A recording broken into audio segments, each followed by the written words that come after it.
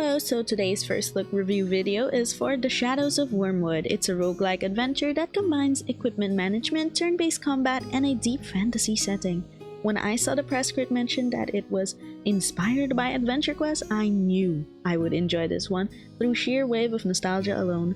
So, some things to note is that when you launch the game, you have a sign-up/login pop up on the main menu.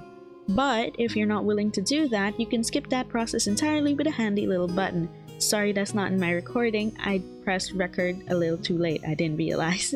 I also appreciate how you can freely set the difficulty level through a slider on the main screen, and you can see exactly what it changes per level you increase. Of course, you know me. I picked beginner mode to experience it for the first time in the demo. You can also customize your character on the main screen. I spent a little bit of time on this, but I don't think it really has any impact on your game itself at the moment in the demo, because your appearance depends on your gear during each run.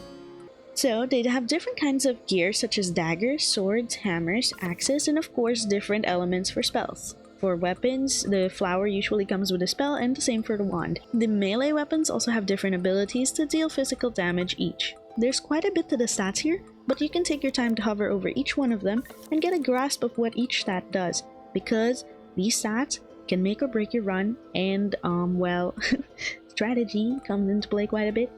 In relation to that, I had a bit of a rough start and had to retry quite a few times. As expected of me, I had to go for a mage build to actually have a successful run. Hilariously, I lost to hubris in fighting elite monsters every time before I even went for my mage run. And I do appreciate that you get healed after every fight when you're going through the map. I don't know if it's just because it's beginner mode, but I really love that. Anyways, the gameplay is what you would expect from a roguelike.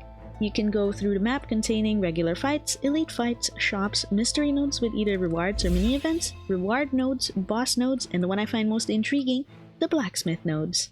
You can only visit blacksmith nodes right before the boss of a map. At this node, you can either upgrade your equipment as it is, both in level and rarity, shop for more equipment or items, and when I say shop, it's like the shop node, like the actual shop node with like the little random, whether it's armor, weapons, scrolls, and such. Or you can fight him. By the time I fought him, I was already super OP on my mage run, so I'm not sure if it was supposed to be a challenge fight, but I seem to have gotten all the loot that I might have been able to shop for, not sure in the specifics. Anyways, not to worry, beating him here doesn't mean he won't spawn in the next map. He will still spawn. The actual run seems to consist of 4 maps overall. That means 4 boss nodes before you clear a run. Every boss node is like a different kind of dragon with different kinds of gimmicks, and I really can't fully explain it because I kinda just steamrolled with my OP mage build. I'm not even 100% sure how I did this, but if it works, it works.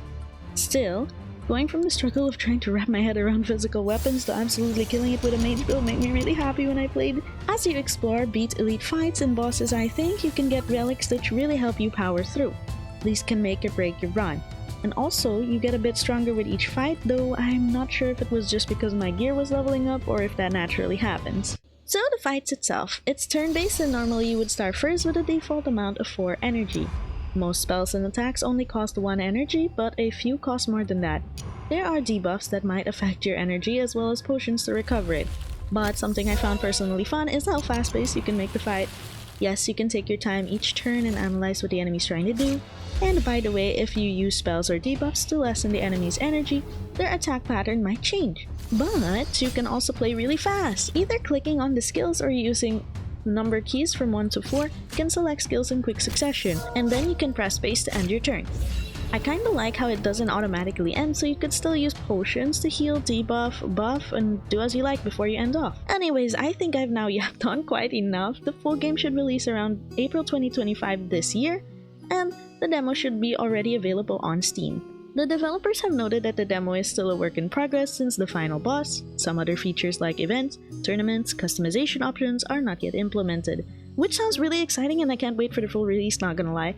Anyways, thank you for watching. If you found the game interesting, feel free to try the demo yourself and wishlist the game on Steam. See you next time, bye bye!